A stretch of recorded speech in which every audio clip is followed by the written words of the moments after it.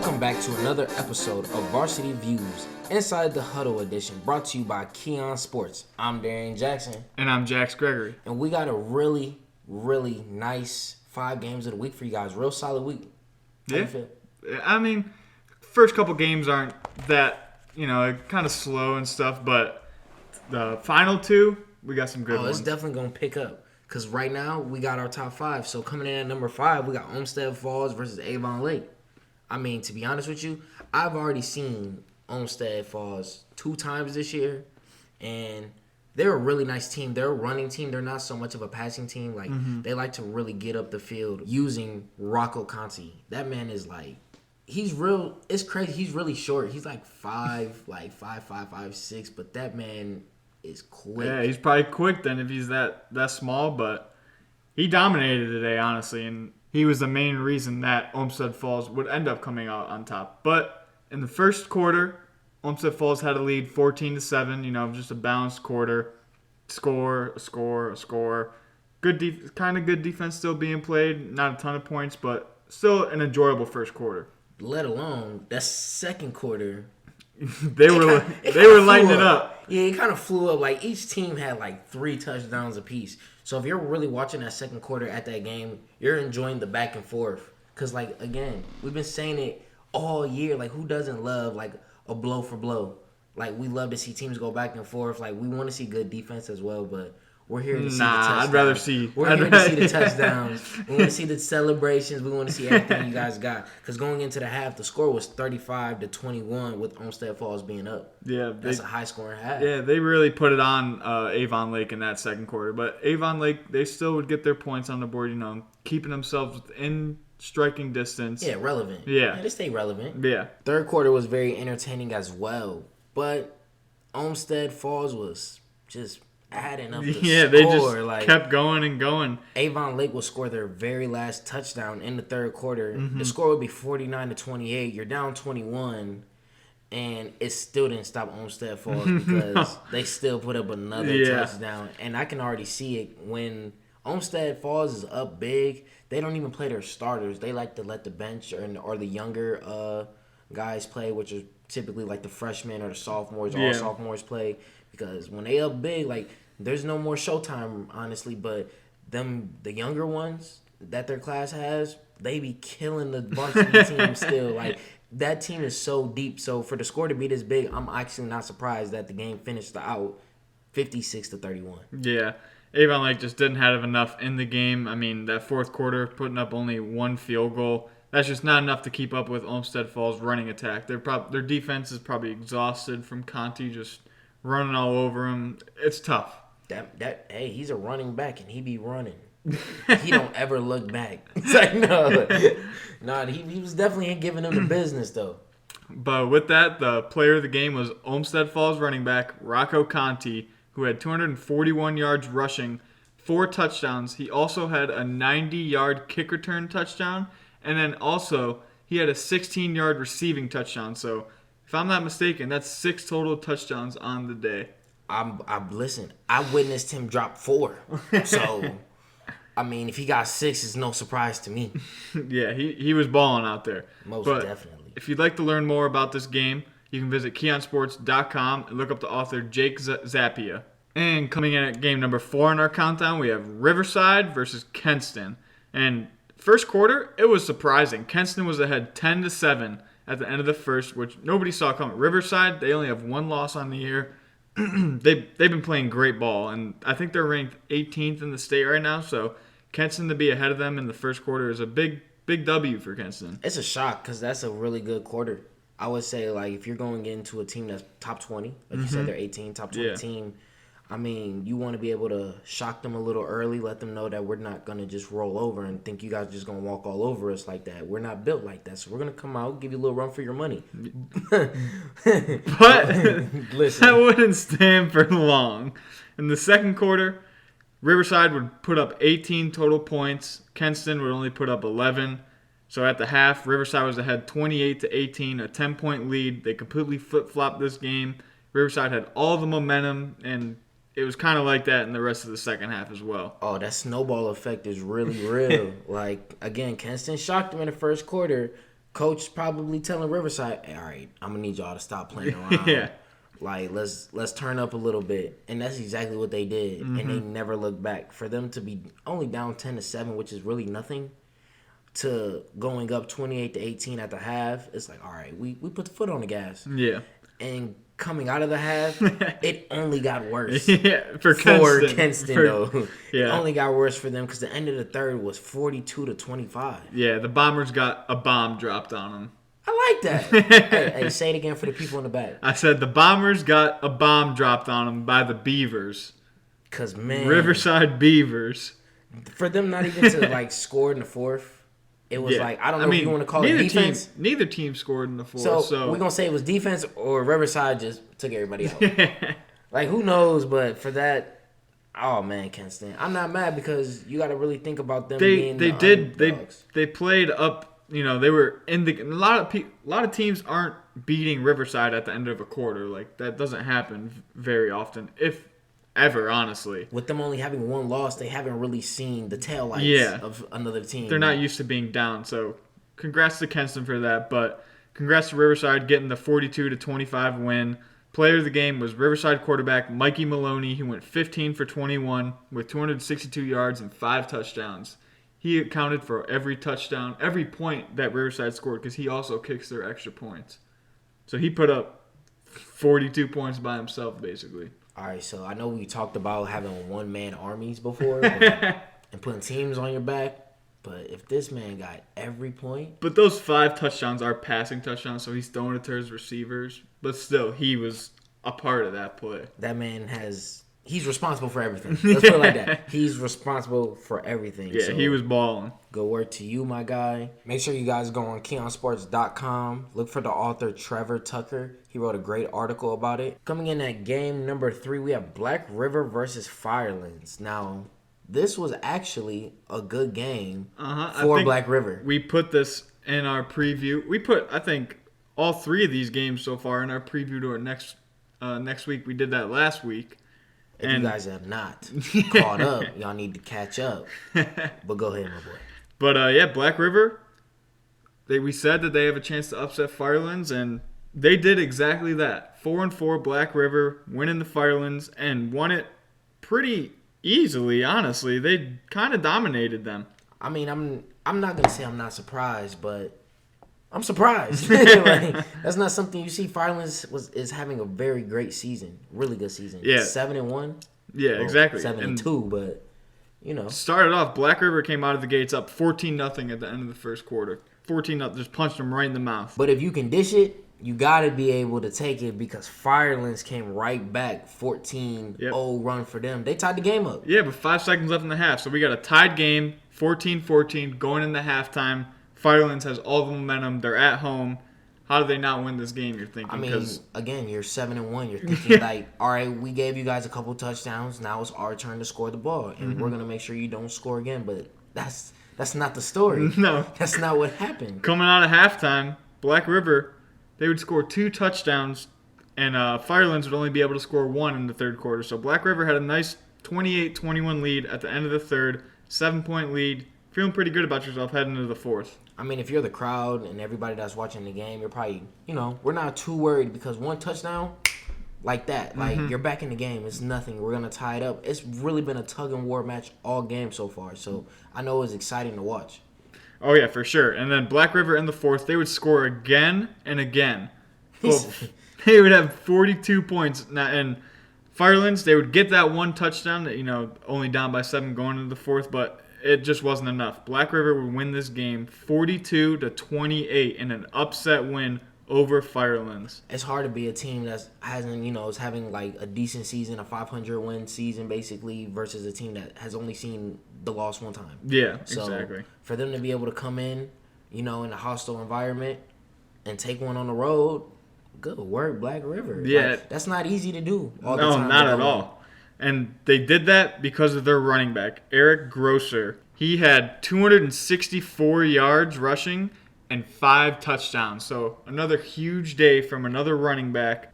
Hey, if I'm not mistaken, it sounds like Oprah might have been out on all these football fields. Like, you get some touchdowns, you gonna get 5 touchdowns, you get some more. Like, man, it's not often that you get a week where there's a running back or a receiver getting multiple touchdowns, let alone 5. Like, we've already seen 2. 2 running backs get over 5 touchdowns and a quarterback have 5 touchdowns in the first 3 games. So come on now, like this is a good little stat league. I like this. Yeah, and if you'd like to learn more about this game, you can visit KeonSports.com as usual and look up the author Nick Kovacs. He wrote a great article, so go check it out for us. And our number 2 game on the countdown. This one, defensive game, Rootstown versus Southeast. Literally 2 teams we've never heard of, but they made the cut because why not? We love to show love everywhere. We've never heard of them, and it must have been a very interesting game, to be honest. Oh, yeah. I mean, defense was being played because at halftime, it was only 12-7. Rootstown on top. Yeah, it's hard. I'm telling you, football defense sometimes it can be easy in the first quarter, and or the second, because you typically get, one of those quarters that there's no entire scoring, but for the first half to be 12-7. Wow, that means they ain't complete them field goals. Someone ain't complete them field goals. Or they went for 2. Or they went, either way they failed. But, when you're up, the goal is just to keep playing tough defense. Like, you're up 12-7. Like, this point, you just got to play hard on D. Yeah, and the trend would continue in the second half as both teams would only score 1 more touchdown. But in the fourth quarter, Southeast had a chance to take the lead and win the game. That, unfortunately, wouldn't happen, as Riverside was ahead 18-13. Southeast would drop back to throw a pass, and it would be picked off by the sophomore defensive back Nick Malik with 40 seconds left. This would end up giving Riverside the win, 18-13. That's what we're talking about, good defense. Yep. That's all you really need. Like, you guys have been playing pretty good defense, real solid defense the whole entire game. And for you to be able to, I guess you call it a game saving. Yeah, it is, honestly, because, they were driving. Southeast was looking to pull away, win this game, but Nick Malik stepped up and made that interception to win the game. It's clutch plays. Clutch plays make clutch players. That's what we do. Indeed. And the player of the game was Riverside running back Cody Kuntz, who had 175 yards and a touchdown. So shout out Cody Kuntz. I'm telling y'all, make sure y'all get on KeonSports.com. Look for the author Trinity Longgood. Coming in at the final game of the week, number 1, North Royalton versus Wadsworth. Now, we had already had an upset game with the whole Black River and Firelands. Mm-hmm. But are we to say that this might be the upset game of the week? I mean, it could be. North Royalton, they've had a very balanced season. Wadsworth, kind of a disappointing season, but they're still a very good team. I mean, they were in it with Medina. They've been in it with multiple good teams. So it's unfortunate they were 5-3 coming into this one, but I thought this was going to be a walkover win. We didn't even talk about it last week as a preview. Just because it don't make the preview list don't mean it's going to be a good game. I mean, that is very true. North Royalton was another school that I've had the opportunity to watch this year. Yeah, we both have. Oh, yeah, that is right. You did. Yeah. So, but the game I did in, their starting running back was out. He didn't play. Yeah, the game that I went to, though, they did win. So I've seen what North Royalton can do. Mm-hmm. They're a very solid team, like you said. Again, they came into this game 500, just like Black River. And they were able to upset the team that they were facing. So, I mean, that's good work for them. It was an interesting first quarter as North Royalton surprisingly was up 10-7. Yeah, they came out. They were showing out. Good quarter by the Bears. I mean, because that's something, like I said, they're a pretty solid team, real decent, and for them to come up against Wadsworth, Wadsworth is a very tough team that's just had some tough L's. They've had to, take and swallow. So the fact that North Royalton was giving it to them early, I mean, hey, man, great start. Yeah, but Wadsworth, they would end up taking the lead in the second quarter and going to halftime with a 14-13 lead. Coming out of halftime, I mean, both teams were able to score a touchdown apiece. Mm-hmm. Unfortunately, though, that North Royalton did blow their field goal. Yep. Unless they went for 2. Either way, the score would have been 21-19 Wadsworth. Now, again, Wadsworth is a solid team. At home. That's just had, a little rough luck. Trying to get some dubs. A really good team that, just couldn't finish out games. Mm-hmm. But boy, oh boy. Did that fourth quarter hit them like a train. There's a lot of ways that you could lose a game. You lose it on a touchdown, interception, even a field goal kick. In this instance, it was a field goal kick. Yeah, with 4 minutes left, North Royalton would hit a field goal to go up 22-21. Now, Wadsworth would get the ball back. They would drive inside the red zone, get a turnover on downs. They couldn't score. Fourth down, couldn't score. They could have kicked a field goal there. Keep that in mind on fourth down. How far were they away though? Is the Inside question. the red zone, so inside the 20-yard line. Oh, then that's money. Yeah. North Royalton, their next drive, they're just running the ball, trying to run the clock out. They fumble. Wadsworth recovers the fumble, and they get another chance. All right, listen now. People don't just give you chances after chances. Like sometimes you fumble the bag once and it's over with. You don't get 2 times. They got 2 times. And now Wadsworth has the ball with limited time remaining and a chance to win the game. On that drive, Wadsworth throws an interception and it ends the game. North Royalton comes out on top with an upset win, 22-21. If you're North Royalton, you understand that this was a very big win for you. Mm-hmm. I mean, they had many chances where they could have lost this. There were many chances. Like the fact that they couldn't even get their extra points to go. Mm-hmm. Like if they would have had those earlier in that game, they threw an interception in the red zone. Also, Wadsworth. So they threw 2 interceptions in the fourth quarter while trying to score. Ooh, so if we really look back at it of how this game really went, Wadsworth had opportunity to put the lead a little bit out of reach. Those are 2 touchdowns that could have happened. Yeah. Now, the fact that they didn't happen, North Royalton wouldn't even have to have been in this position. Nope. Had they had the game could have been tied, essentially. Yeah. 19-21, they blew 2. You know what I'm saying? 2 Yeah, goals. So exactly. Yeah. So we would have been looking at overtime, really. But I mean, I guess if the Cards still played out the way they played, they probably still would have got that field goal attempt. But I mean, Wadsworth, my boy. I understand that. It's another hard game, tough game to lose. They're just going through it this year.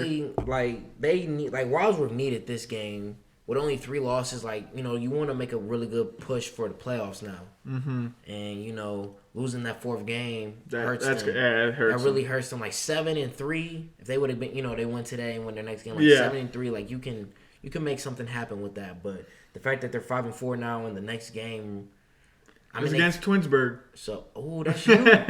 That's your school. Twinsburg, they got 3 wins on the season now. Oh, so you're not worried. I mean, that's more wins they had when I was there. So, wow, that's wild. But North Royalton would end up winning this game, as we said, 22-21. The player of the game was North Royalton running back Cody Miller, who had 28 carries for 161 yards and a touchdown. He also caught 3 passes for 31 yards. Again, y'all already know, KeonSports.com. Look for the author, Ty Kohler. This was a really interesting game for him to watch, let alone write about it. Oh, yeah. Great game. Now that we're done with the top 5 games of the week, we got to shout out the player of the week. Wait, who is? Olmsted Falls running back Rocco Conti. Bro had 241 yards on 6 touchdowns. Yeah. 4 rushing touchdowns, a receiving touchdown, and a kickoff return touchdown.